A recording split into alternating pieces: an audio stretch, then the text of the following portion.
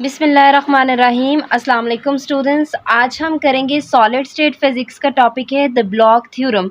Basically ये theorem जो है वो मोस्ट इंटरेस्टिंग है। क्या करते हैं, सबसे पहले इंट्रोडक्शन कर लेते हैं प्रीवियस लेक्चर्स का कि जो हमने पहले थ्योरी पढ़ी है वो हमने पढ़ी थी समरफील्ड क्वांटम थ्योरी, यानी फ्री इलेक्ट्रॉन गैस थ्योरी पढ़ी थी। उसमें हमने क्या किया था, हमने एक जो है मेटल कंसीडर किया था। मैं यहाँ पे रफली बताती हूँ। हमने उसमें एक क्रिस्टल जो है या मेटल कंसीडर किया था। उसमें हमने कहा था कि इलेक्ट्रॉन्स जो है वो मूव कर रहे हैं, ठीक है। उसमें जो पोटेंशियल था वो हमने कहा था कि जो पोटेंशियल है इनसाइड द क्रिस्टल वो कांस्टेंट है या फिर इक्वल टू ज़ीरो है, ठीक है। यही बात की थी हमने फ्री इलेक्ट्रॉन गैस थ्योरी में। और उसके बाद हमने क्या कहा था कि लेकिन इसमें जो है ब्लॉक ने क्या किया है, ब्लॉक ने इसमें पोटेंशियल को कांस्टेंट नहीं रखा, ना ही ज़ीरो रखा है, बल्कि इसने यहाँ पर वेरिएबल पोटेंशियल यूज़ किया है। एक्चुअल में पीरियोडिक पोटेंशियल यूज़ किया है उसने, ठीक है। असल में ये पोटेंशियल कांस्टेंट और ज़ीरो रखने की वजह से ही free electron gas theory fail हुई थी, ठीक है। तो इसी वजह से ब्लॉक ने जो है अपना जो थ्योरम पेश किया उसमें उसने वेरिएबल पोटेंशियल यानी पीरियोडिक पोटेंशियल यूज़ किया। यहाँ तक तो बात क्लियर हुई। ओके, अगर हम वेरिएबल पोटेंशियल, इसका पीरियोडिक पोटेंशियल भी कहते हैं, अगर हम ये यूज़ करते हैं तो इलेक्ट्रॉन्स जो है, मतलब ब्लॉक के अकॉर्डिंग इलेक्ट्रॉन्स जो है वो मूव करता है पीरियोडिक पोटेंशियल में, ठीक है। तो फिर उसका वेव फंक्शन क्या होगा, वेव फंक्शन साई भी तो फाइंड आउट करना है, वो क्या होगा। तो एक्चुअल में ब्लॉक ने हमें वही फाइंड आउट करके बताया था, उसी का सारा जो है रिलेशन निकाल के बताया था। मज़ीद एग्जाम्पल से और फिगर से क्लैरिफाई करने की कोशिश करते हैं, ठीक है। मैंने यहाँ पर कंसीडर किया कि मेरे पास एक क्रिस्टल है, ठीक है। उसमें जो है नंबर ऑफ एटम्स हैं ये, ठीक है। बहुत सारे एटम्स हैं जो कि क्लोज्डली पैक्ड हैं। यहाँ पर मैंने चंद ही एटम्स जो हैं उनको कंसीडर किया। अब ये बहुत सारे एटम्स हैं, इसका जो चार्ज है वो Ze ले लेते हैं। बेसिकली हमने यहाँ से पोटेंशियल एनर्जी निकालनी है, तो इसको हम आयन कोर भी बोलते हैं, ठीक है, आयन कोर। और यहाँ से जो है सब में से एक एक इलेक्ट्रॉन्स निकल रहा है, ठीक है, ओके। अब जो है फ्री इलेक्ट्रॉन निकल रहा है, ठीक है। अब जो है फ्री इलेक्ट्रॉन गैस थ्योरी जो थी उसने हमें क्या बताया था, उसने कहा था कि ये आयन कोर और ये जो इलेक्ट्रॉन है हमारे पास, फ्री इलेक्ट्रॉन, इसके दरमियान कोई रिलेशन नहीं है, कोई इंटरेक्शन नहीं है आपस में। लेकिन असल में इन दोनों के दरमियान इंटरेक्शन है। कैसे? पोटेंशियल एनर्जी सबसे पहले फाइंड आउट करते हैं। पोटेंशियल एनर्जी क्या होगी मेरे पास,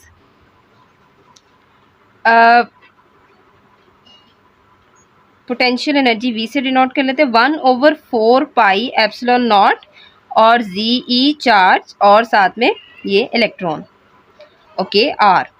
ये हम छोटी क्लासेस में EMT में डिटेल से ये पोटेंशियल एनर्जी के बारे में पढ़ते रहे हैं। होप सो आपको ये इक्वेशन पता होगी।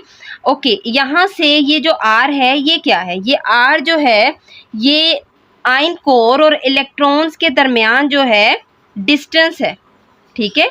ये डिस्टेंस है एटम्स और इलेक्ट्रॉन्स के दरमियान, ठीक है। मैं इसको रीअरेंज करके लिखती हूँ तो ये आ जाएगा, माइनस साइन शुरू पे ले जाते हैं, 1/4 पाई एप्सिलॉन नॉट Ze²/R।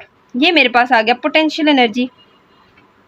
अब यहाँ पर एक समझने वाली बात है कि बेसिकली पोटेंशियल एनर्जी V और R में जो है ये देखें, ये डायरेक्टली प्रोपोर्शनल है 1/R के, यानी इन दोनों के दरमियान इनवर्स रिलेशन है। यानी डिस्टेंस जो है इंक्रीज होगा तो पोटेंशियल एनर्जी डिक्रीज होगी, लेकिन यहाँ पर ऐसा नहीं होगा। असल में डिस्टेंस जो है R जब इंक्रीज होगा तो यहाँ से पोटेंशियल एनर्जी जो है उसका मैग्नीट्यूड डिक्रीज होगा, लेकिन एक्चुअल में वो इंक्रीज होगी। क्यों इंक्रीज होगी? क्योंकि हमारे पास यहाँ पर माइनस साइन आ रहा है, ड्यू टू माइनस साइन, ठीक है। When R increase then potential energy, मतलब मेरे पास पोटेंशियल एनर्जी जो है वो कम नेगेटिव हो जाएगी, ठीक है। होप सो आपको समझ आ जाएगी। ड्यू टू नेगेटिव साइन मेरे पास when distance increase then potential energy increase, when distance decrease then potential energy decrease। Hope so आपको समझ आई होगी।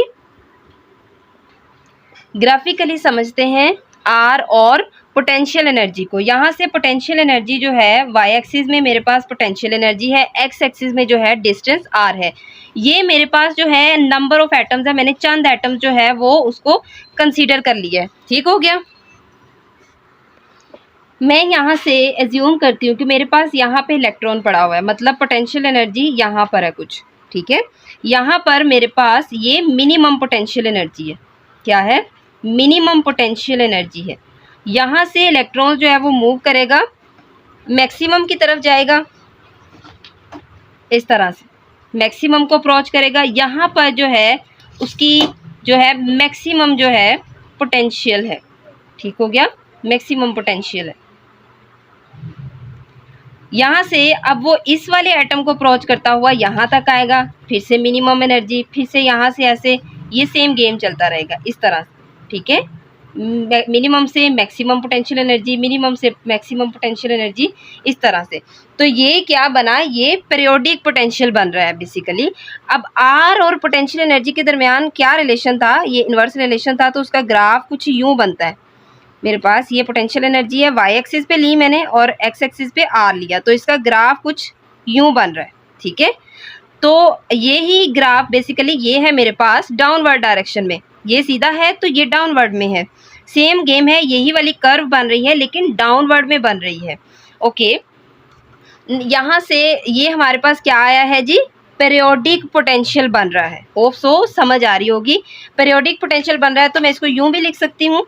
अच्छा, एक बात और, यहाँ से यहाँ तक मतलब एक एटम से दूसरे एटम तक का डिस्टेंस जो है उसको मैंने ए का नाम दे दिया। ठीक है, डिस्टेंस कवर करो कोई फ़र्क नहीं पड़ता क्योंकि मेरे पास एक पीरियोडिसिटी चल रही है। तो मैं यूँ कह सकती हूँ पोटेंशियल एक्स प्लस ए जो है वो इसके इक्वल हो सकता है।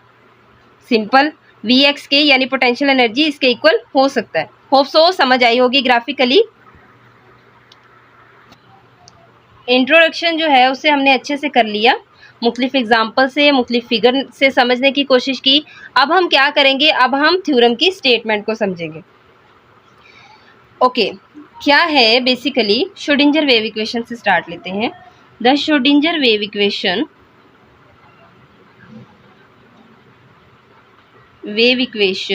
इज, क्या होती है Schrodinger wave equation? D square psi over D x square plus 2m over H cross square E minus V x psi is equal to 0। ठीक है, this one is called equation number 1। अगर हम wave function find out करना चाहें, ठीक है, मतलब मैं इस इक्वेशन का सोल्यूशन निकालूंगी पहले, मतलब फॉर पीरियोडिक, अगर इलेक्ट्रॉन्स जो हैं पीरियोडिक पोटेंशियल में मूव कर रहे हैं तो क्या हमने अभी पढ़ा कि वी एक्स प्लस ए जो है इक्वल होता है वी एक्स। ठीक है, ये बात हमें याद है। अब इस इक्वेशन का सोल्यूशन क्या है? The solution of this equation, solution of equation 1 is psi x is equal to e to the power plus minus iota k x u k x, where u k is the Bloch function. ठीक है, ये क्या है हमारे पास? Bloch function है। This one is called the solution of above equation and the equation number 2। Hope so statement की समझ आई स्टार्ट से। ठीक है, अब हम यू के जो है इसको यूँ भी लिख सकते हैं, मतलब इसकी प्रॉपर्टी है u k x plus A is equal to u k x. Same बात है, ये बात हम शुरू से करते आ रहे हैं कि कोई फ़र्क नहीं पड़ता, ये और ये चीज़ सेम है तो हम इसको यूँ लिख सकते हैं। ओके, नेक्स्ट जो है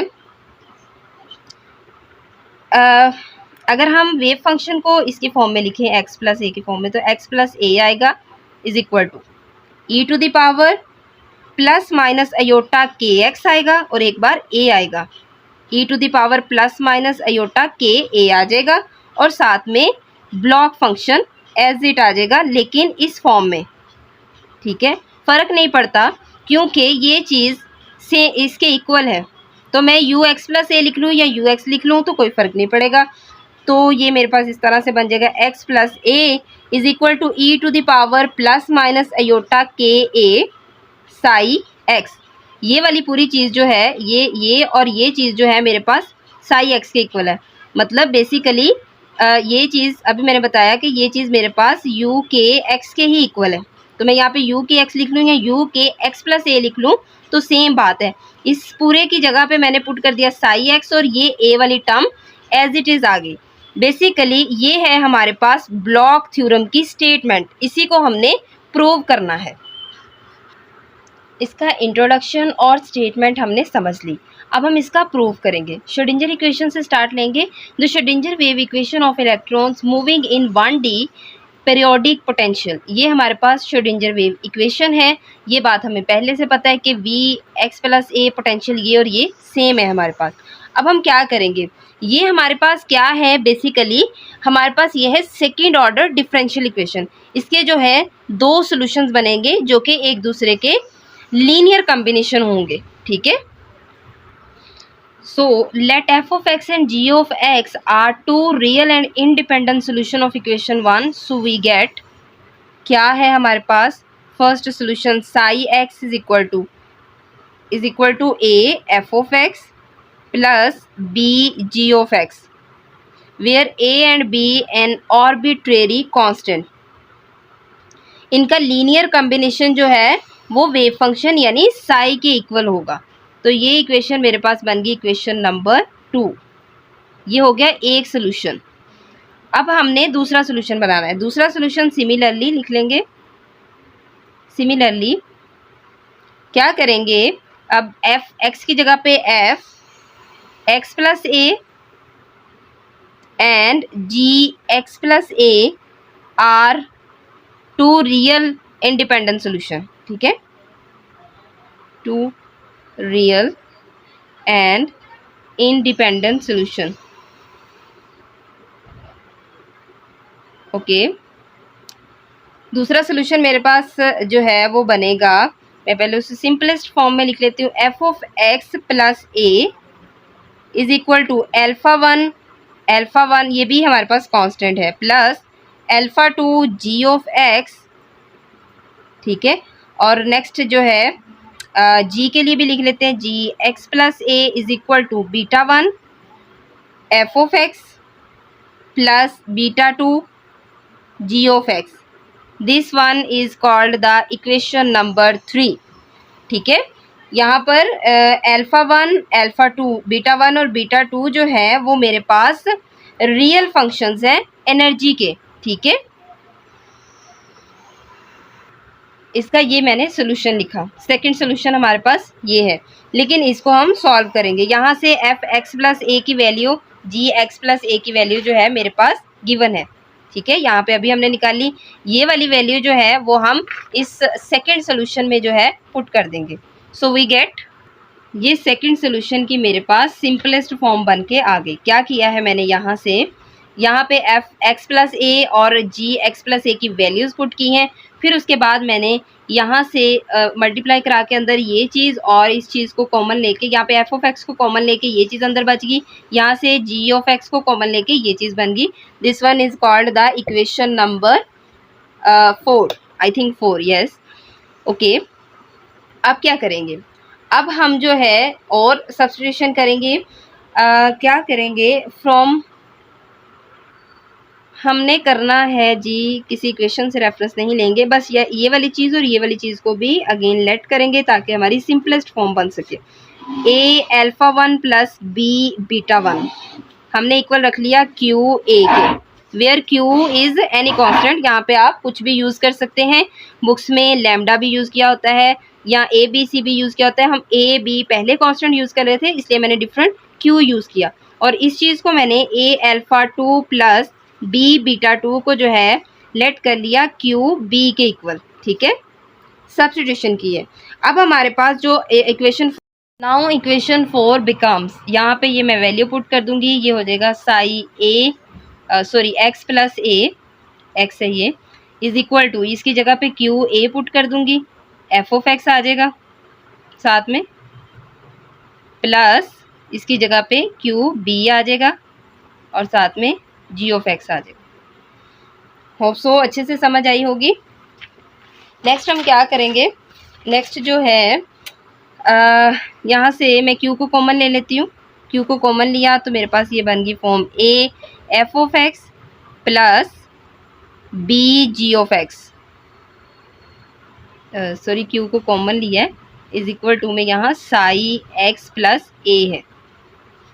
और ये वाली चीज़ जो है ये किसके इक्वल है, वी कैन सी, देखें ये a f of x plus b g of x हमारे पास इक्वल है साई एक्स के, तो पुट कर देंगे वहाँ पर साई एक्स। यहाँ पे मैं पुट कर दूंगी Q Sai x. This one is called the equation number 5, sorry इसको इक्वेशन नंबर 5 का नेम देते हैं। This one is called equation number 6। Okay, next जो है, अब इक्वेशन नंबर 5 से मुझे वैल्यूज़ निकालनी है। फ्रॉम इक्वेशन 5 मैं क्या करूँगी, फ्रॉम इक्वेशन 5 क्या करूँगी, मैंने यहाँ से ए अल्फ़ा 1, अब ये जो है क्यू, इसको मैं इधर वाली साइड पे ले आऊँगी, ये हो जाएगा minus q a is equal to, ऐसा मैंने क्यों किया, क्योंकि मैं यहाँ से ए कॉमन ले लूँगी तो मेरे पास सिंपलेस्ट फॉर्म बन जाएगी। और ये चीज़ जो है plus b beta 1 as it is रही, ठीक है, इज इक्वल टू 0, ठीक है।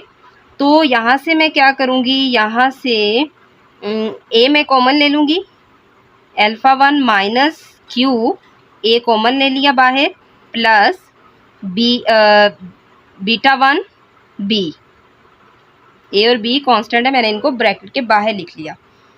ये हो गई जी, नहीं पहले सेकंड इक्वेशन में से भी निकाल लेते हैं इसी तरह। यहाँ से मैं क्या करूँगी, ये चीज़ जो है ए अल्फ़ा 1 तो एज इट रहेगी, और ये जो है इधर वाली साइड पे आएगी, plus b beta 2 minus Q b is equal to 0। यहाँ से ए अल्फ़ा 1 एज इट रहा, प्लस बी कॉमन ले लिया तो मेरे पास आ गया beta 2 minus Q b common ले लिया, तो यूँ लिख सकते हैं, मैं ए कांस्टेंट को बाहर ले लूँगी, अल्फ़ा 1 ब्रैकेट में ए कांस्टेंट बाहर ले लिया, plus beta 2 minus Q B constant बाहर ले लिया, is equal to 0। Equation star and equation star prime. अब यहाँ से इन दोनों इक्वेशंस का, यानी स्टार और स्टार प्राइम का, हम डिटर्मिनेंट ले लेंगे, ठीक है। तो डिटर्मिनेंट लेके हमारे पास एक क्वाड्रेटिक इक्वेशन आएगी, ये हम इसका डिटर्मिनेंट लेंगे। ओके, डिटर्मिनेंट सॉल्व करना तो आता है, ये हमारे पास हो जाएगा Q square minus alpha 1 plus beta 2 Q plus alpha 1 beta 2 minus alpha 2 beta 1 is equal to 0। ये हमारे पास एक क्वाड्रेटिक इक्वेशन आई। लेकिन यहाँ पर ये चीज़ जो है ये कॉम्प्लिकेशन है, हमने जो है इस चीज़ को alpha 1 beta 2 minus alpha 2 beta 1 को इज इक्वल टू 1 के इक्वल ये होती है इसे, लेकिन हम प्रूव करेंगे पूरा मैथमेटिकल प्रोसीजर करके, मतलब ये कैसे 1 के इक्वल होती है।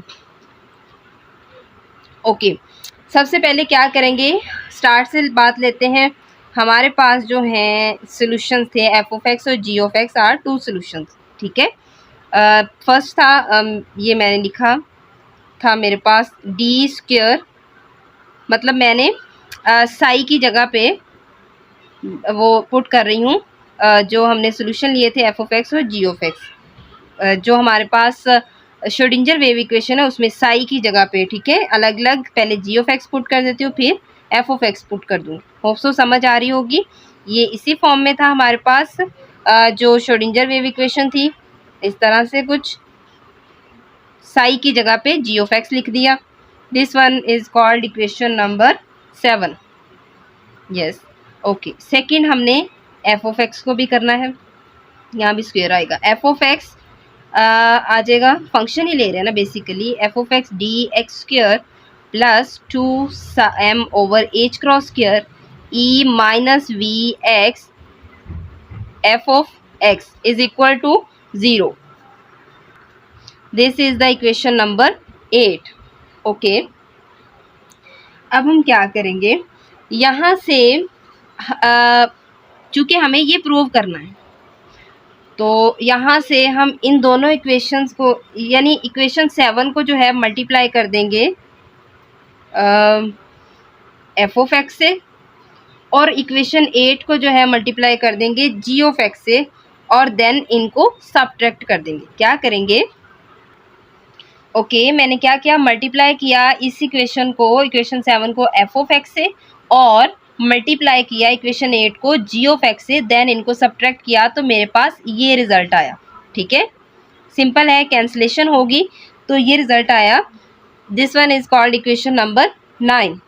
ओके, सो इंटीग्रेशन करेंगे. यहाँ पर हम क्या प्रूव कर रहे हैं, ये इसे 1 के इक्वल प्रूव कर रहे हैं, तो हमें डिफरेंट मेथड यूज़ करने पड़ रहे हैं मैथ्स के. इंटीग्रेशन करेंगे तो मैं सिंपली लिख देती हूँ F of X D G of X, यहाँ पे एफ आएगा sorry, G of X divided by D X minus G of X D F X divided by D X is equal to any constant. कोई भी constant लेते होते, मैं as it is लिख रही हूँ. ठीक है, this is called equation number 10. Okay, यहाँ पर ये टर्म जो है यहाँ से यहाँ तक, this is called the Wronskian function. ठीक है, कौन सा फंक्शन, रॉन्सियन फंक्शन कहते हैं हम इसे. ये इसी तरह है जिस तरह ग्रेडियंट होता है, डाइवर्जेंस होता है, कर्ल होता है, ये इसी तरह रॉन्सियन फंक्शन है. इसको डिनोट करते हैं डब्ल्यू एक्स से. ठीक है, ये यानी पूरी टर्म इसके इक्वल है हमारे पास. ये पूरी टर्म मेरे पास रॉन्सियन फंक्शन यानी डब्ल्यू एक्स की इक्वल आ गई. तो ये भी प्रॉपर्टी है कि मेरे पास डब्ल्यू एक्स प्लस ए जो है वो इक्वल है डब्ल्यू एक्स. सेम बात आ गई शुरू पे जो हमने की, ये चीज़ जो है इक्वल है वी एक्स के. और नेक्स्ट हमने बात की थी जो वो था ब्लॉक फंक्शन था, ये भी हमारे पास एक्स प्लस ए जो था वो इक्वल था यू के एक्स के. सेम बात आ गई, ये भी हमारे पास इक्वल होता है इसके. ठीक है, ओके नेक्स्ट हम क्या करेंगे, अभी जो हमने इक्वेशन निकाली, सॉरी यहाँ पे इस जगह पे हम ये वैल्यू पुट करेंगे. ठीक है, तो सो वी राइट दिस,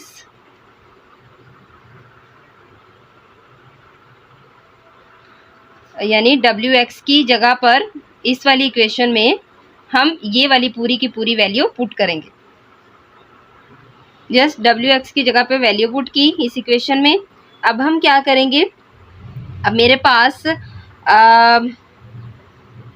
इसको मैं यूँ भी तो लिख सकती हूँ, यानी मैं एक्स प्लस ए की फॉर्म में, एक्स प्लस ए की ही फॉर्म में लिखना है क्योंकि मैं ये ले रही हूँ. एफ ऑफ एक्स प्लस ए आएगा, सेम बात है, D G x plus A over D X, और plus minus sorry G x plus A D F x plus A over D X. अब यहाँ से मेरे पास जी एक्स प्लस ए और एफ एक्स प्लस ए की वैल्यूज़ जो है वो गिवन है. यहाँ पर ये देखें, ये दोनों वैल्यूज़ जो हैं इस इक्वेशन में पुट कर देंगे. जस्ट मैंने एफ एक्स प्लस ए और जी एक्स प्लस ए की दोनों जगह पे वैल्यूज़ पुट कर दी हैं. अब इसकी इंटीग्रेशन करके हमारे पास जो सोल्यूशन आता है, मैं इंटीग्रेशन नहीं करूँगी कि ये बहुत कॉम्प्लिकेशन हो जाएगी, तो मैं इसका फाइनल जो है वो रिज़ल्ट लिखूँगी. वो मेरे पास आएगा कुछ इस फॉर्म में आएगा, ये आएगा alpha 1 beta 2 minus alpha 2 beta 1.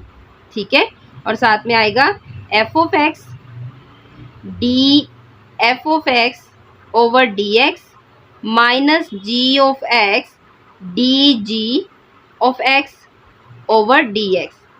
ठीक है, ये चीज़ हमारे पास आफ्टर इंटीग्रेशन सॉल्व करने के बाद ये चीज़ आएगी हमारे पास. ठीक है, तो मुझे पता है ये वाली पूरी चीज़ किसके इक्वल है, डब्ल्यू एक्स के इक्वल है. मतलब ये रॉन्सियन फंक्शन के इक्वल है। तो मैं यहाँ पर डब्ल्यू एक्स पुट कर सकती हूँ इस पूरी टर्म की जगह पे। तो अबव इक्वेशन बिकम, यहाँ पे सॉरी एक्स आएगा, W X plus A is equal to alpha 1 beta 2 minus alpha 2 beta 1। इस पूरे की जगह पे मैंने जो है क्या पुट कर देना है, साई सॉरी डब्ल्यू एक्स, यानी ये पूरी चीज़ रॉन्सियन फंक्शन के इक्वल है। यहाँ पर ये देखें इसके इक्वल है, तो मैंने यहाँ पर सिंपली डब्ल्यू एक्स पुट कर दिया इस पूरी इक्वेशन की जगह पे, इस पूरे की जगह पे। अब हम प्रूव क्या करना चाह रहे थे, हम alpha 1 beta 2 minus alpha 2 beta 1 को जो है 1 के इक्वल प्रूव कर रहे थे। ठीक है, तो पहले बात की कि डब्ल्यू एक्स प्लस ए जो है वो इक्वल है डब्ल्यू एक्स के, तो ये तो बात सेम हो गई ना। तो मैं यूँ लिख सकती हूँ ना, alpha 1 beta 2 minus alpha 2 beta 1 is equal to 1 के इक्वल आ सकता है। मतलब ये इस साइड पे जाके डिवाइड हो जाएगा, तो ये सेम चीज़ है। अगर मैं डब्ल्यू एक्स की जगह पे ये पुट कर दूँ तो ये दोनों कैंसिल आउट होके 1 आ जाएगी, तो मेरे पास ये चीज़ 1 के ही इक्वल आ गई। बेसिकली मैंने यही प्रूव करना था कि ये 1 के इक्वल कैसे है। तो हमने देखा कि सारा जो है हमने मैथमेटिकल करके इसे प्रूव किया। अब हमारे पास जो स्टार्ट पे इक्वेशन नंबर आई थिंक 7 थी, जहाँ पर हमने डिटर्मिनेंट लिया था और उसकी एक क्वाड्रेटिक फॉर्म बनी थी। नो या ये इक्वेशन थी, इसको हमने कोई नाम नहीं दिया, अभी नाम दे लेते हैं इसको, इक्वेशन ए का नेम दे देते। अब इस जगह पे हम 1 पुट कर देंगे इस इक्वेशन में। So equation A becomes oh sorry for that, equation A becomes, ये मेरे पास बन जाएगी इक्वेशन ए कुछ यूँ बन जाएगी, Q square minus alpha 1 plus beta 2 Q plus 1 is equal to 0। अब मैंने उस पूरे की जगह पे यहाँ पे 1 पुट कर दिया। ठीक हो गया। This is the quadratic equation.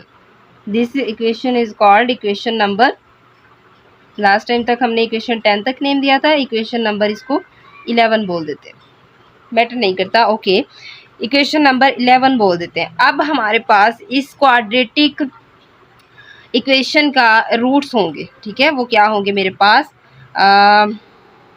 Q1 अलग अलग लिखते हैं, रूट्स क्या होंगे। Q1 इज इक्वल टू मेरे पास होगा alpha 1 plus beta 1, okay, plus square root alpha 1 plus beta 1 minus 4। ठीक है, सेकेंड रूट होगा Q2 is equal to alpha 1 plus beta 1 minus square root, इसका स्क्वायर आएगा यहाँ पे, square root alpha 1 plus beta 1 minus 4। ये है हमारे पास इसके इस क्वाड्रेटिक इक्वेशंस के रूट्स हैं ये। ठीक है, नेक्स्ट हम इसके 2 केसेस डिस्कस करेंगे जो कि मोस्ट इम्पॉर्टेंट है। हमारे पास जो केस 1 है वो है जी अल्फा 1 प्लस बीटा 2 का स्क्वायर जो है वो लेस देन है 4 के। ठीक है, तो यहाँ पे हमारे पास जो Q1 एंड Q2 है वो क्या है, are the complex root, are the complex roots and conjugate roots. ठीक है, वी कैन राइट, हम लिख सकते हैं Q1 is equal to E to the power iota के ए, 1 आएगा। Q2 is equal to E to the power minus iota के A. ठीक है, तो यहाँ पर जो है हम वैल्यूज़ पुट कर देंगे इस इक्वेशन नंबर 6 में, जो है Q की जगह पे हम वैल्यूज़ पुट कर देंगे। पहले अलग अलग कर लेते हैं, ये हो जाएगी मेरे पास पुट द वैल्यू,